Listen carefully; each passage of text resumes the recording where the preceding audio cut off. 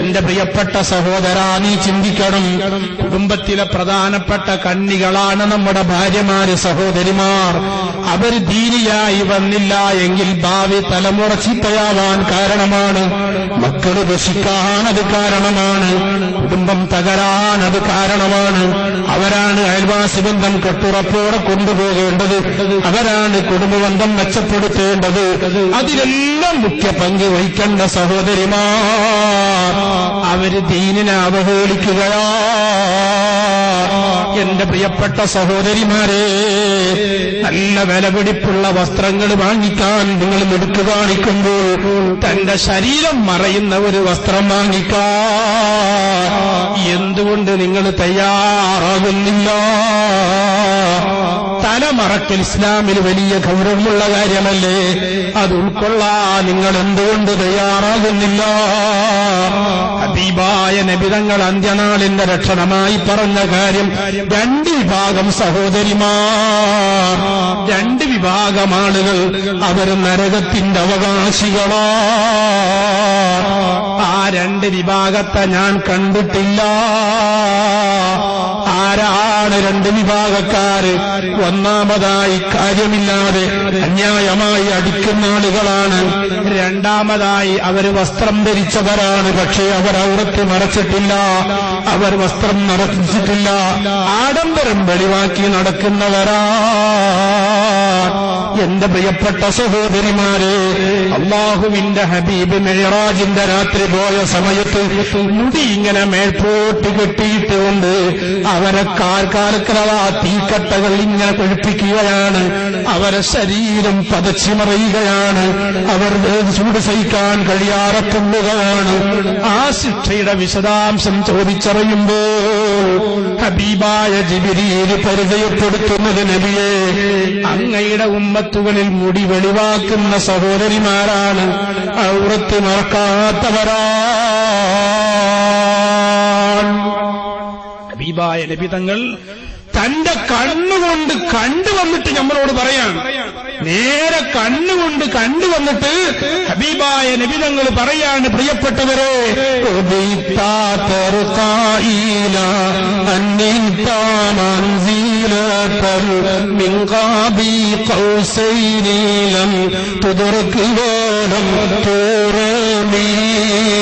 മൗലായ സല്ലി وأنت تخترق سبعة باقبيهم في موكب كنت فيه صاحب العالمين. എല്ലാ ജനങ്ങളും വിഷമിച്ച് ആഗ്രഹിക്കുന്ന സമയം ഹബീബായ മുത്ത് റസൂലുള്ളാഹി തങ്ങളുടെ ശഫാഅത്ത് മാത്രമാണ് അവർക്ക് അഭയമുള്ളത്. ആ മശ്ശറാ വൻസഭയിൽ വെച്ച് പോലും നിന്റെ മുഖത്തേക്ക് ഞാൻ നോക്കുകയില്ല. സയ്യിദുനാ മുത്ത് റസൂലുള്ളാഹി അസ്മാ ബീവി റളിയല്ലാഹു അൻഹ ചെയ്ത തെറ്റെന്താണെന്ന് ചോദിച്ചാൽ, അല്പം കട്ടി കുറഞ്ഞ ശരീരത്തിന്റെ തുടിപ്പ് വെളിവാക്കുന്ന ഒരു വസ്ത്രം ധരിച്ചുകൊണ്ടാണ് റസൂലുള്ളാഹിന്റെ മുന്നിലേക്ക് വന്നതെങ്കിൽ, എന്റെ പ്രിയപ്പെട്ട സഹോദരിമാരെ, ഔറത്ത് മറച്ച് ശരീരത്തിന്റെ തുടിപ്പ് കാണിക്കുന്ന ടൈറ്റ് വസ്ത്രങ്ങൾ, ഔറത്ത് വെളിവാക്കിയുള്ള നടത്തങ്ങൾ, നാനാ പോക്കിൽ ഒന്ന് മരിക്കാൻ സാധ്യതയുള്ളവരല്ലേ? ഇന്ന് രാത്രി ഒരു നെഞ്ഞുവേദനയുണ്ടായാൽ മരിക്കാൻ കടന്നു കൊടുക്കേണ്ടവളല്ലേ? അപകടത്തിൽപ്പെട്ട് മരിച്ചു പോകാൻ സാധ്യതയുള്ളവളല്ലേ? റബ്ബിന്റെ കോടതിയിൽ ചെല്ലുന്ന സമയം രക്ഷപ്പെടാൻ ഒരിക്കലും സാധിക്കുകയില്ല. രാജ്യത്ത് സ്ത്രീകളുടെ അയിഞ്ഞാട്ടം വർദ്ധിക്കുന്നത് കണ്ടാൽ അള്ളാഹുവിന്റെ പരീക്ഷണങ്ങൾ കൂടാനത് കാരണമാണ്. പരിശുദ്ധമായ ഖുർആനിൽ ബൽആം ഇബ്നു ബഅൂറാന്റെ ചരിത്രം കണ്ടിട്ടുണ്ടല്ലോ. ആ മനുഷ്യൻ വലിയ തൗറാത്ത് പണ്ഡിതനായ ബൽആം ഉണ്ടല്ലോ. അല്ലാഹു തആല ഖുർആനിൽ അയാളെ കുറിച്ച് പറയുന്നത് മസലുഹും കമസലിൽ കൽബി എന്നിവരെ വിശേഷിപ്പിച്ച ആ ദുഷ്ടനായ മനുഷ്യൻ അള്ളാഹു വലിയ പവർ കൊടുത്തപ്പോ അള്ളാഹ് പൊരുത്തപ്പെടാത്ത മാർഗത്തിൽ തന്റെ കഴിവുകൾ ചെലവഴിച്ചതിന്റെ പേരിൽ അള്ളാഹു അല്ലാഹു തആല താഴ്ത്തിക്കളഞ്ഞ തരം താഴ്ത്തിയ വ്യക്തിയാണ്. ആ വ്യക്തി ഇവിടെ പ്രവാചകന്മാരെ അനുയായികൾ, മൂസ നബിയുടെ അനുയായികൾ നശിച്ചു പോകാൻ വേണ്ടി ബനു കനാൻ ഗോത്രക്കാർക്ക് പറഞ്ഞുകൊടുത്ത തന്ത്രമാണ്. നിങ്ങളെ രാജ്യത്തിലുള്ള എല്ലാ സ്ത്രീകളോടും മങ്ങാടിയിലേക്ക് ഇറങ്ങിയിട്ട് സൗന്ദര്യ പ്രകടനം നടത്തണം, അവിടത്ത് വെളിവാക്കി നടക്കണം. ആ പെണ്ണിന്റെ സൗന്ദര്യം കണ്ടുകൊണ്ട് പുരുഷന്മാരെ ആകർഷിക്കുന്ന ഒരു ഘട്ടം വന്നാൽ ആ സമയത്ത് റബ്ബിന്റെ പരീക്ഷണങ്ങൾ, റബ്ബിന്റെ അദാബുകൾ അവരിലേക്ക് ഇറങ്ങുന്നത് കാണാം. ബൽആമിന് ബാഊറാവിന്റെ വാക്ക് കേട്ടിട്ട് ബനൂ കനാൻ ഗോത്രക്കാര് സ്ത്രീകളെ മുഴുവനും നടുറോട്ടിലേക്ക് ഇറക്കിയിട്ട് അവര് സൗന്ദര്യ മത്സരം നടത്തുമ്പോ ബനൂ ഇസ്രായേൽ അല്ലാഹു തആല കോളറ കൊടുത്തു. അവിടെ അല്ലാഹു തലമത്തെറ്റി കൊടുത്തു. നൂറുകണക്കിന് ആളുകൾ പിടഞ്ഞു മരിച്ചപ്പോൾ അവസാനം അവർ റബ്ബിലേക്ക് ഖേദിച്ച് മടങ്ങിക്കൊണ്ട് മാപ്പ് ചോദിച്ച ഘട്ടത്തിലാണ് രക്ഷപ്പെടാൻ കഴിഞ്ഞതെങ്കിൽ ഈ ബൽആമിന് ബാഊറാവ് അന്ന് പഠിപ്പിച്ചു കൊടുത്ത തന്ത്രമാണ് മനുഷ്യന്മാരെ നശിക്കാനുള്ള മാർഗം സ്ത്രീകളോ കൈഞ്ഞാട്ടം പഠിപ്പിച്ചു കൊടുക്കുക എന്നതാണ്. അതുകൊണ്ട് പ്രിയപ്പെട്ട സഹോദര, തന്റെ ഭാര്യ ഇസ്ലാമികമായി വളരാൻ എന്റെ കുടുംബത്തിന്റെ സെറ്റപ്പാണ്, അവൾക്ക് ഔറത്ത് മറയേണ്ട വസ്ത്രം ധരിക്കണമെന്ന് നിനക്ക് നിർബന്ധമാണ്. അവളെ മുടി വെളിവാകാൻ പാടില്ല, നിനക്ക് നിർബന്ധമാണ്. അവളോട് സൽസ്വഭാവത്തിൽ പെരുമാറൽ നിന്റെ ബാധ്യതയാണ്. അവളെ ഇസ്ലാമികമായി വളർത്തൽ നിന്റെ കടമയാ. വളർന്നു വരുന്ന നമ്മുടെ പെൺകുട്ടികളെയും അതേ രൂപത്തിൽ വളർത്തൽ അനിവാര്യമാണ്. ഹബീബായ നബി തങ്ങൾ എത്ര ഗൗരവത്തിലാണ് കുടുംബത്തെ കൊണ്ടുപോയത്. 7 വയസ്സായാൽ ആണായാലും പെണ്ണായാലും മാതാപിതാക്കളെ കൂടെ കിടത്താൻ പാടില്ല. ഖാല റസൂലുള്ളാഹി 7 വയസ്സാകുമ്പോഴേക്ക് മകളെ കിടപ്പറ മാറ്റണം, മകന്റെ കിടപ്പറ മാറ്റണം, ബാപ്പയുടെ ഉമ്മയുടെയും കൂടെ കിടക്കാൻ പാടില്ല. അങ്ങനത്തെ ആ കാലം സൂക്ഷ്മത പാലിച്ച് മുന്നോട്ട് കൊണ്ടുപോയ ആ കുട്ടികൾ, പ്രിയപ്പെട്ടവരെ, അവർ ദീനിയായ ഭർത്താക്കളെ കരങ്ങളിലെത്തിയാൽ ഇസ്ലാമികമായി ജീവിക്കാൻ അവർ തയ്യാറാകും. അതിനുള്ള മാർഗം ഉണ്ടാക്കിയെടുക്കൽ ഓരോ മനുഷ്യന്റെയും ബാധ്യതകളാണ് പ്രിയപ്പെട്ടവരെ. അതുപോലെ തന്നെ പ്രിയപ്പെട്ട സഹോദരിമാരെ, ഭർത്താക്കൾ എന്ന് പറഞ്ഞാൽ വലിവേപ്പെട്ട ബഹുമാനമുള്ളവരാണ്. അവർക്കുള്ള കടമകൾ വീട്ടുക എന്ന് പറഞ്ഞാൽ പെണ്ണിന്റെ ബാധ്യതയാണ്. ഹബീബായ നബി തങ്ങളോട് ഒരുപാട് മഹിളാ സംഘടനകൾ, നബിയേ, പുരുഷന്മാര് യുദ്ധത്തിന് പോകുന്നു, ഞങ്ങൾക്കും യുദ്ധത്തിന് സമ്മതം തരണം, പുരുഷന്മാരിന്ന കാര്യങ്ങൾ ചെയ്യുന്നു, ഞങ്ങൾക്കതിന് സമ്മതം തരണം എന്നൊക്കെ ചോദിച്ചു വന്ന പെണ്ണുങ്ങളോടെല്ലാം ഹബീബായ നബി തങ്ങൾ പറഞ്ഞ മറുപടി എന്താണെന്നല്ലേ? നിങ്ങളെ ഭർത്താക്കൾക്ക് സേവനം ചെയ്യുക, ഭർത്താക്കൾക്ക് ഖിദ്മത്ത് ചെയ്യുക, അല്ലാതെ വീട്ടിലേക്ക് ക്ഷീണിച്ച് അവശരായി കയറി വരുന്ന സമയം ഇല്ലായ്മകളുടെയും യാതനകളുടെയും പട്ടികകൾ നിരത്തി സ്വഭാവത്തെ കേടുവരുത്തുന്ന സഹോദരിമാരായി മാറാൻ പാടില്ല. ഒരു പരിധിവരെ കുടുംബം തകരാനുള്ള കാരണം ക്ഷീണിച്ച് അവശരായി ഗൾഫിനായാലും സ്വദേശത്തിനായാലും കയറി വരുമ്പോഴേക്ക് ആ ഭർത്താക്കളോട് ഒരുപാട് വിഷമങ്ങളും ഇല്ലായ്മകളും കഷ്ടപ്പാടുകളും യാതനകളും അവതരിപ്പിക്കുന്ന സമയം ആ ഭർത്താവിന്റെ മനോധൈര്യം നഷ്ടപ്പെടാൻ കാരണമാകുന്ന പ്രവണത പാടില്ല. തന്ത്രപരമായി കാര്യങ്ങൾ മുന്നോട്ട് നീക്കാനും വിഷമങ്ങളും പ്രയാസങ്ങളും സഹിച്ച് ഭർത്താവിന്റെ മനോവീര്യം വീണ്ടെടുക്കാനും ആവശ്യമായ പ്രവർത്തനം മഹദിയായ ഉമ്മു സുലൈം റളിയല്ലാഹു അൻഹാ സ്വന്തം കുഞ്ഞ് മരണപ്പെട്ട സമയത്ത് പോലും ഉമ്മു സുലൈം റളിയല്ലാഹു അൻഹയദാ തൽഹത്ത് റളിയല്ലാഹു അൻഹു ആകുന്ന ഭർത്താവ് കയറി വരുമ്പോ ആ ഭർത്താവിനെ കൊണ്ട് ബന്ധങ്ങൾ നടത്തി ഭക്ഷണം കഴിപ്പിച്ച് എല്ലാം പിടിച്ച് വൃത്തിയായി തന്ത്രത്തോടെ പറഞ്ഞു, പ്രിയപ്പെട്ട ഭർത്താവേ, അല്ലാഹു നമ്മൾ അയൽവക്കത്തെ വീട്ടിൽ നിന്ന് ഒരു സാധനം വായ്പ കൊണ്ടുവന്നാൽ അതിന്റെ ഉടമക്കാരൻ ചോദിച്ചാൽ തിരിച്ചു കൊടുക്കേണ്ടതില്ലേ? ഇതേ പ്രകാരത്തിൽ അല്ലാഹു നമുക്കൊരു കുഞ്ഞിനെ തന്നു, അല്ലാഹു അതിനെ വായ്പ തന്നു, തിരിച്ചു ചോദിച്ചിരിക്കുകയാണ്. കുഞ്ഞ് മരണപ്പെട്ടു പോയി. തൽഹത്ത് റളിയല്ലാഹു അൻഹു രോഷകുലനായി, എന്തുകൊണ്ടെന്നെ അറിയിച്ചില്ല? ഹബീബായ നബി തങ്ങളെ കോടതിയിലേക്ക് ചെല്ലുകയാണ്. നബിയെ, ഹബീബിന്റെ ഭാര്യയാകുന്ന ഉമ്മു സുലൈം എന്നെ വഞ്ചിച്ചു പോയി. ഉമ്മു സുലൈമിനെ വരുത്തി റസൂലുള്ളാഹി തങ്ങൾ ചോദിക്കുന്നു, ഉമ്മു സുലൈമേ എന്താണ് സംഭവിച്ചതെന്ന് ചോദിക്കുമ്പോ, യാ ഹബീബല്ലാഹ്, പ്രകൃതിയോട് മല്ലടിച്ച് തോലെടുത്തു വരുന്ന ഭർത്താവിന്റെ മുന്നിൽ ഈ മരണവാർത്ത അറിയിച്ചാൽ എന്റെ ഭർത്താവ് ഭക്ഷണം കഴിക്കുകയില്ല, ഭർത്താവിന്റെ ക്ഷീണം കൂടുകയല്ലേ ചെയ്യുക. അതുകൊണ്ട് എല്ലാ വിഷമങ്ങളും മാറ്റിയതിന് ശേഷം ഞാൻ മന്ത്രത്തോടെ കാര്യം പറഞ്ഞതാണ്. ഹബീബായ നബി തങ്ങൾ ഉമ്മു സുലൈമിനെ പ്രശംസിക്കുകയാണ്. റസൂലുള്ളാഹി തങ്ങളങ്ങ് ഓർക്കുന്ന ഇന്നലത്തെ ബന്ധത്തിൽ ഇതിനേക്കാൾ ബറക്കത്തുള്ള ഒരു കുഞ്ഞിന് അല്ലാഹു നിങ്ങൾക്ക് നൽകുമാറാകട്ടെ. Ummu Sulaim ഗർഭിണിയാകുന്നു. അല്ലാഹു തആല ഒരു പകരമായി ഒരു കുഞ്ഞിനെ കൊടുക്കുകയാണ്.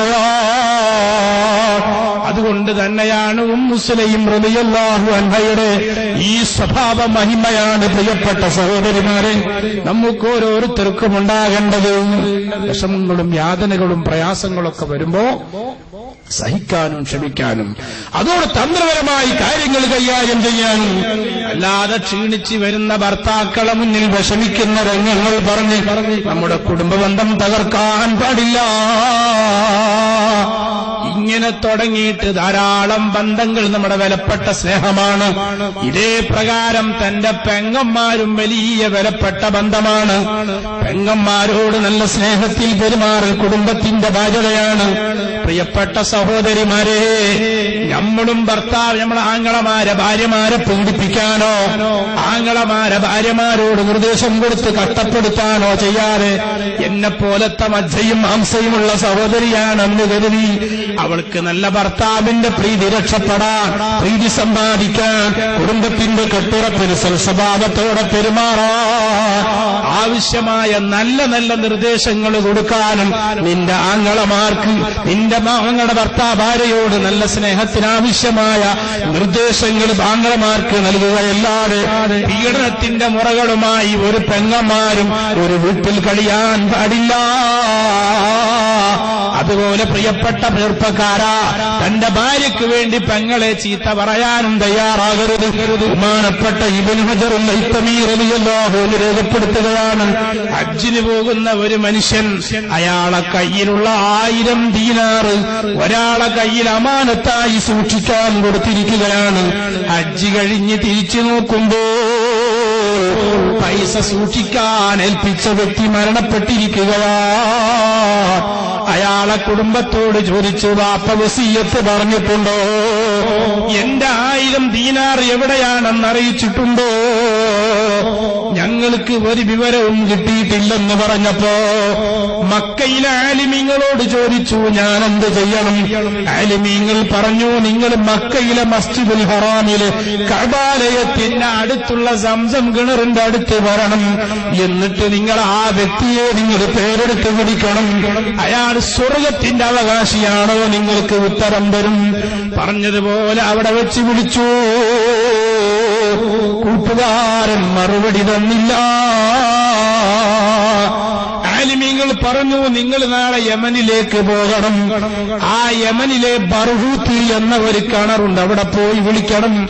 നരകത്തിന്റെ അവകാശിയാണോ? നിങ്ങൾക്ക് മറുപടി ലഭിക്കുന്നതാ. യമനിൽ പോയി ബർഹൂത്ത് എന്ന കിണറും തേടിയിട്ട് ആ കിണറിന്റെ അരികിൽ പോയിട്ട് അദ്ദേഹത്തിന്റെ പേരെടുത്ത് വിളിച്ചപ്പോ ആ വിളിക്ക് ഉത്തരം നൽകുകയാ, ഞാൻ നിങ്ങളെ കയ്യിൽ സൂക്ഷിക്കാൻ ഏൽപ്പിച്ച 1000 ദിർഹം എവിടെയാണ് വെച്ചിട്ടുള്ളതെന്ന് ചോദിക്കുമ്പോൾ എന്റെ വീടിന്റെ ഇന്നാലിന്ന മൂലയിൽ കുഴിച്ചിട്ടിരിക്കുകയാ, അവിടെ പോയി എടുത്തോളൂ എന്ന് മറുപടി പറയുമ്പോ, ഓ പ്രിയപ്പെട്ട സഹോദരാ, നിങ്ങൾ വലിയ നിസ്കാരക്കാരനാണ്, വലിയ നോമ്പുകാരനാണ്, വലിയ സൽക്കർമ്മിയാണ്. പക്ഷേ എന്തുകൊണ്ടാണ് നിങ്ങൾ ഈ നരകത്തിന്റെ അവകാശിയാകാനുള്ള കാരണം? അയാൾ പറഞ്ഞു, പ്രിയപ്പെട്ട സഹോദരാ, എനിക്കൊരു പെങ്ങളുണ്ടായിരുന്നു. ആ പെങ്ങളും ഞാനും തമ്മിൽ പിണക്കത്തിലാണ്. ആ പെങ്ങളും ഞാനും തമ്മിൽ അകൽച്ചയാണ്. ഇത് കാരണമായി റബ്ബെന്നെ സൃഷ്ടിച്ചു സഹോദരാ. മുന്നിലങ്ങ് നിൽക്കുന്ന പ്രിയപ്പെട്ട സഹോദരന്മാരെ, കുടുംബബന്ധം മുറിക്കുന്ന മനുഷ്യൻ സ്വർഗ്ഗത്തിൽ കടക്കുകയില്ല. ഹബീബായ നബി തങ്ങളുടെ ഹദീസ് ഞാൻ എന്റെ അനുഭവത്തിൽ ബോധ്യപ്പെട്ടെന്ന ചരിത്രം ബഹുമാനപ്പെട്ട ഇബ്നു ഹജർ ഹൈതമി റഹ്മത്തുള്ളാഹി അവിടുത്തെ ഇർശാദിൽ പോലും ബഹുമാനപ്പെട്ടവർ തങ്ങൾ ഇർശാദിൽ പോലും ഈ ചരിത്രം ഉദ്ധരിച്ചത് കാണാം. അതുകൊണ്ട് പ്രിയപ്പെട്ടവരെ, കുടുംബം ഒരു നീണ്ടുകിടക്കുന്ന വൃക്ഷമാണ്. അതിന്റെ കോടാലിക്ക് കത്തിവെക്കാതെ നാം അതിന് നല്ല വളമിട്ടുകൊണ്ട് മെച്ചപ്പെടുത്തിക്കൊണ്ടുപോകണം. അങ്ങനെ ദുന്യവിയായ നമ്മുടെ ഭാര്യയുണ്ടല്ലോ, നാളെ സ്വർഗ്ഗത്തിലും ഭാര്യയാകാൻ കഴിയണം. ദുനിയാവിലെ നമ്മുടെ കുടുംബബന്ധം സ്വർഗ്ഗത്തിലേക്ക് എത്തിപ്പോകണം. പരിശുദ്ധമായ ഖുർആനിൽ അല്ലാഹു പഠിപ്പിക്കുകയാണ്, ദുനിയാവിൽ ബാപ്പയും മക്കളുമായി ജീവിച്ചവരാണ്, ഭാര്യ ഭർത്താക്കളായി ജീവിച്ചവരാണ്, സഹോദര സഹോദരിമാരായി ജീവിച്ചവരാണ്, അയൽവാസികളായി ജീവിച്ചവരാണ്. നാളെ പാരത്രിക ലോകത്ത് റബ്ബിന്റെ കോടതിയിൽ വരുന്ന സമയം ഭർത്താവ് സ്വർഗ്ഗത്തിലാണ്, ഭാര്യ നരകത്തിലാണ്. ബാപ്പ സ്വർഗ്ഗത്തിലാണ്, ഉമ്മ നരകത്തിലാണ്. മക്കള് നരകത്തിലാണ്, ഉമ്മ സ്വർഗ്ഗത്തിലാണ്. ഒരയൽവാസി സ്വർഗ്ഗത്തിലാണ്, മറ്റൊരയൽവാസി നരകത്തിലാണ്. ഇങ്ങനെ രണ്ട് മേഖലയായി കാണുന്ന സമയം സ്വർഗ്ഗത്തിലെ ജനങ്ങൾ നരകത്തിലെ ജനങ്ങളോട് വന്നിട്ട് ചോദിക്കുന്നത്, മാ സലക്കക്കും ഫീ സഖർ, നിങ്ങളെന്താ നരകത്തിൽ കടക്കാനുള്ള കാരണം? നമ്മളൊക്കെ ഒരു നാട്ടുകാരല്ലേ, ഒരങ്ങാടി ഒരുമിച്ച് കൂടുന്നവരല്ലേ, അയൽവാസികളല്ലേ, ഉമ്മയും മക്കളുമായി ജീവിച്ചവരല്ലേ, ഞങ്ങളൊക്കെ സ്വർഗ്ഗത്തിൽ കടന്നുപോയല്ലോ. നിങ്ങൾ എന്തുകൊണ്ടാണ് നരകത്തിൽ കടക്കാനുള്ള കാരണം? ആ നരകാവകാശികൾ കുറെ കാര്യങ്ങൾ പറയുകയാണ്. അതിൽപ്പെട്ട ഓരോന്ന് തുടങ്ങുകയാണ്. ഖാലൂ ലം നകു മിനൽ മുസല്ലീൻ, ഞങ്ങൾ ഭാര്യയും ഭർത്താക്കളുമാണ്, ബാപ്പയും മക്കളുമാണ്, പക്ഷേ ഞങ്ങൾ നിസ്കരിക്കാറില്ല. ഭർത്താവ് നായെപ്പോലെ കിടന്നുറങ്ങുമ്പോ ഞാൻ എന്റെ ഭർത്താവിനെ സുബഹിക്ക് വിളിച്ചുണർത്താറില്ല.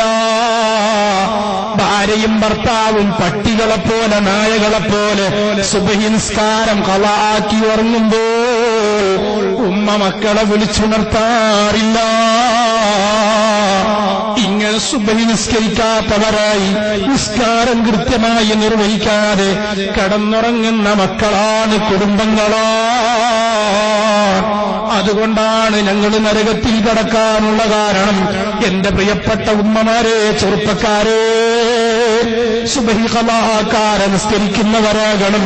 ഭാര്യ ഭർത്താക്കൾ സുബഹി നിസ്കരിക്കുന്നവരാകണം. ഉമ്മയും മക്കളും സുബഹി നിസ്കരിക്കുന്നവരാകണം. നമ്മുടെ ബന്ധം നാളെ സ്വർഗ്ഗത്തിലേക്ക് എത്താൻ നിസ്കാരം കൃത്യമായി നിർവഹിക്കുക. രണ്ടാമതായി നരകത്തിൽ കടക്കാനുള്ള കാരണം ഞങ്ങൾ പാവപ്പെട്ടവരെ കാര്യം മെയിൻറ് ചെയ്യാറില്ല. 1000 പവന് സ്വർണം കൊടുത്തൊരു പെൺകുട്ടി കല്യാണം കഴിച്ചു കൊടുക്കുമ്പോ പാവപ്പെട്ട വിവാഹ സ്വപ്നം ദൂരെയായി നിൽക്കുന്ന എത്രയെത്ര പെൺമക്കൾ നമ്മളെ നാട്ടിലുണ്ടല്ലോ. അവരെ കാര്യം ചിന്തിച്ചിട്ടില്ല. ആകാശത്തെ ചുംബിക്കുന്ന കൊട്ടാരങ്ങൾ പണിയുമ്പോ വീടില്ലാതെ കഷ്ടപ്പെടുന്ന എത്രയെത്ര ആളുകളെ കാണാം. നല്ല അഭിമാനമുള്ള വിഭവസമൃദ്ധ ഭക്ഷണം കഴിക്കുന്ന സമയം ഭക്ഷണത്തിന് പ്രയാസമുള്ള ആളുകളെ കാണാം. പാവപ്പെട്ടവരെ കാര്യം ഞങ്ങളും മെയിൻറ് ചെയ്തിട്ടില്ല. صلي صلاة كاملة سلم سلاما شاملا على من جاءك في الأيتام والأرامل أزكى الصلاة والسلام ينصب منك بالدوام يشمل آله الكرام وصحبه الأماثلا. പാവങ്ങളെ മെയിൻറ്റ് ചെയ്യാതെ ജീവിച്ചാൽ നമ്മളെ മക്കൾ സുഖത്തിൽ ജീവിക്കൂല. പാവപ്പെട്ടവന്റെ വീട് ചിന്തിക്കാതെ പോയാൽ നമ്മളെ വീട് സുഖമായി ജീവിക്കില്ല. പാവപ്പെട്ടവന്റെ ഭക്ഷണകാര്യം ചിന്തിക്കാതെ പോയാൽ നമ്മളെ ഭക്ഷണം കഴിച്ചത് ഉപകാരപ്പെടുകയില്ല, അള്ളാഹു പരീക്ഷിക്കപ്പെടും. ബഹുമാനപ്പെട്ട ശൈഖുനാ കുണ്ടൂർ ഉസ്താദ് അള്ളാഹു അവിടുത്തെ ദറജ ഏറ്റിക്കൊടുക്കുമാറാകട്ടെ. ഈ ഒരാശയം ശക്തമായി ഉൾക്കൊണ്ടുകൊണ്ട് തന്നെ എവിടെയും നല്ല അഭിവൃദ്ധിപ്പെടുത്തുന്ന അയൽവാസിയും കുടുംബവും സാഹോദര്യവും റിലീഫും പാവപ്പെട്ടവരെയും ശക്തമായി മാനിച്ചിരുന്ന ഒരു മഹാൻ ബഹുമാനപ്പെട്ട കുണ്ടൂർ ഉസ്താദിന്റെ ആണ്ട് നേർച്ച ഈ വരുന്ന മാർച്ച് 6, 7, 8, 9 തീയതികളിലായി, വ്യാഴം, വെള്ളി, ശനി, ഞായർ തീയതികളിലായി വളരെ വിപുലമായ രീതിയിൽ തന്നെ ബഹുമാനപ്പെട്ട കുണ്ടൂർ ഉസ്താദിന്റെ മഖാം പരിസരത്ത് വെച്ച് നടക്കുകയാണ്. കണ്ടവർക്കും അറിഞ്ഞവർക്കും പരിചയപ്പെട്ടവർക്കെല്ലാം ധാരാളം കറാമത്തുകൾ പറയാനുള്ള ഒരു മഹത്തായ നേതാവായിരുന്നു. അവിടുത്തെ ആണ്ടിൽ എല്ലാവരും സംബന്ധിക്കുക. എല്ലാ വ്യാഴാഴ്ചകളിലും അവിടെ വലിയ ബുർദ മജ്‌ലിസുകൾ കേരളത്തിൽ പ്രവാചക പ്രേമ തരംഗം സൃഷ്ടിച്ചുകൊണ്ട് നമ്മിലേക്ക് വിട പറഞ്ഞു പോയ മഹാനാണ്. അവിടെ ബുർദ മജ്‌ലിസ് ഇന്നും ബുർദ മജ്‌ലിസാണ്. ഒരൊറ്റ വ്യാഴാഴ്ചയും നമ്മൾ വേദന പോകാറില്ല. അപ്പോ ഇവിടെ വേച്ച വേദന പോയ സമയത്ത് നമ്മളെ ഇസാഖാജി നേരെ ഉസ്താദിന്റെ മോനെ തന്നെ വിളിച്ച് നമ്മളെ അങ്ങോട്ട് മാറ്റിയതാണ്. അല്ലാതെ ഉസ്താദിന്റെ ഹദറത്തിൽ ബുർദ തുടങ്ങിയത് മുതൽ വ്യാഴാഴ്ച എങ്ങോട്ടും വേദന പോകാറില്ല. പിന്നെപ്പോ ഇസാഖാജി അവിടുത്തെ ആണ്ടിന്റെയൊക്കെ സൗഹൃദ സംഘത്തിനൊക്കെ ആളാകുമ്പോ ഈ ബുർദ മജ്‌ലിസിൽ നിന്ന് മാറ്റിവെച്ചുകൊണ്ട് നമ്മൾ ഡേറ്റ് ഇന്നൊക്കെ ആയതാണ്. അതുകൊണ്ട് നിങ്ങളോടൊക്കെ പറയാനുള്ളത്, ഏതൊരു മനുഷ്യ സൽക്കർമ്മം ഏതാണെന്ന് ചോദിച്ചാൽ ഒരു മുഅ്മിനിന്റെ ഖൽബിൽ സന്തോഷം കടത്തിക്കൊടുക്കുക. ഒരു മുഅ്മിന്റെ ഖൽബിൽ സന്തോഷം ഉണ്ടാക്കുക, അതാണ് ഏറ്റവും വലിയ സേവനം. കുണ്ടൂർ ഉസ്താദിന്റെ ജീവിതത്തിൽ വീടില്ലാതെ വന്നാലും ഏത് പ്രയാസപ്പെട്ടു വന്നാലും അവന് സന്തോഷം ചൊരിഞ്ഞു കൊടുക്കുന്ന വാർത്തയല്ലാതെ വേറൊന്നും കേട്ടിട്ടില്ല. നമ്മളൊക്കെ ജീവിതത്തിൽ ഒരാൾ വിഷമിച്ച് വന്നാൽ കുറച്ചും കൂടി വിഷമം അയാൾക്ക് പറഞ്ഞു കൊടുക്കുക എന്നല്ലാതെ നമ്മളാരും സന്തോഷിപ്പിക്കാറില്ല. വീടില്ലാതെ വന്നാൽ നമ്മളെ വീടെടുത്ത കടം അയാളോട് പറയും. എന്തെങ്കിലും രോഗത്ത് വന്നാൽ നമ്മളെ രോഗത്തിന്റെ കഥ അയാളോട് പറയും. കുണ്ടൂർ ഉസ്താദിന്റെ ഹദറത്തിൽ അങ്ങനെയില്ല.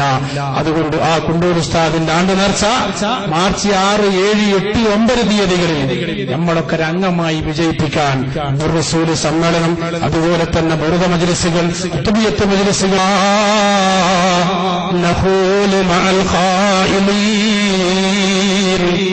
ഞങ്ങൾ ജോളിയടിച്ച് നടക്കുന്നവരാ. ഞങ്ങൾ അള്ളാന്റെ അടിമകളാണെന്ന ബോധം, മുത്ത് റസൂലിന്റെ ഉമ്മത്തുകളാണെന്ന ബോധം, ഇസ്ലാമിന്റെ മെമ്പറാണെന്ന ചിന്ത ഞങ്ങളെ ഖൽബുകളിലില്ല. ഞങ്ങൾക്ക് ധാരാളം പണമുള്ള സമയം ഞങ്ങൾ രാത്രി ഉലാത്തുകയാണ്, ഞങ്ങൾ മദ്യപിക്കുകയാണ്, ഞങ്ങൾ എവിടെങ്കിലും തെരുവീതിയിൽ കയറിയിരിക്കുകയാണ്, മരക്കൊമ്പിലും മൗദാനത്തിന്റെ ചുവട്ടിലും കയറിക്കൂടുകയാണ്, അനാവശ്യ പ്രവണതകൾ നടത്തുകയാണ്. പ്രിയപ്പെട്ട ചെറുപ്പക്കാരെ, നാളെ റബ്ബിന്റെ കോടതിയിൽ വരുന്ന സമയം അല്ലാഹു നമുക്ക് തന്ന നിഅമത്തുകൾ ചോദ്യം ചെയ്യപ്പെടുന്നവരാണ്.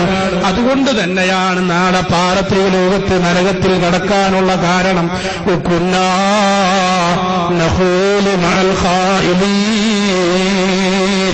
കണ്ടുകുടിക്കാൻ കാശില്ലാത്തവരില്ല, വ്യഭിചരിക്കാൻ സാഹചര്യം കിട്ടാത്തവരല്ല, തെറ്റ് ചെയ്യാൻ ആഗ്രഹമില്ലാത്തവരല്ല, നാളെ റബ്ബിന്റെ കോടതിയിൽ ചോദ്യം ചെയ്യപ്പെടുന്നവരാണ്. അങ്ങനെ ജോലിയടിച്ച് നടന്നത് കാരണത്തിനാൽ സ്ത്രീകളാണെങ്കിൽ ഔറത്ത് മറക്കാറില്ല, തലമുടി വെളിവാക്കുകയാണ്, അന്യപുരുഷന്മാരെ കൊഞ്ചിക്കുഴഞ്ഞു പ്രേരിപ്പിക്കുകയാണ്, തെറ്റുകൾ വർദ്ധിക്കുകയാണ്. അതുകൊണ്ടാണ് ഞങ്ങൾ നരകത്തിൽ കടന്നതെന്ന് നരകാവകാശികൾ പറയുമെന്ന് ഖുർആനിൽ അല്ലാഹു പഠിപ്പിക്കുകയാണ്. പിന്നെയും അവരെണ്ണുന്ന ഒരു കാര്യം, കുന്നാ നുകല്ലിബു ബിയൗമിദ്ദീൻ, നിങ്ങൾ ഔറത്ത് വെളിവാക്കി നടന്നാൽ, ഭർത്താക്കൾ അനുസരിക്കാതെ പോയാൽ, കുടുംബബന്ധം മുറിച്ചു കളഞ്ഞാൽ, നാളെ പാരത്രിക ലോകത്ത് റബ്ബ് നിങ്ങളെ വിചാരണ ചെയ്യപ്പെടും. ഖിയാമത്ത് നാള് നിങ്ങൾക്ക് ബോധ്യപ്പെടുത്തുമ്പോ അവർ ചോദിക്കും, എന്ത് ഖിയാമത്ത് നാളാണ്, എന്ത് വിചാരണയാണ് എന്ന് പറഞ്ഞ് അന്ത്യനാളിനെ കളവാക്കുകയോ.